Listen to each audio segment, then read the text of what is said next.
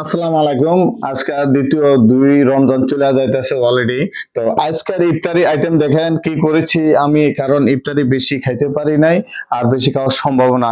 আসলে ইফতারি খাওয়াইতে গেলে সামনে যখন ইফতারি আনি তখন শুধু দুটি চোখের পানি ঝরে ঝরঝর করে ঝরে ওঠে। তার কারণ হলো কি, আমার মা যদি থাকতো, আমার মা সবচেয়ে বেশি পছন্দ করে ইফতারি। আর এই যে জিলাপি দেখছেন, এই জিলাপিটা আমার মা বেশি পছন্দ করে।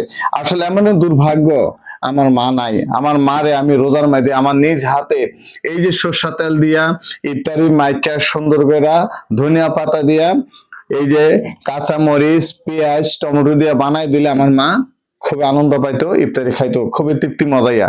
আলহামদুলিল্লাহ, আসলে আমার মা নাই, মা মারা গেছে আজকে প্রায় 3 বছরের কাছাকাছি।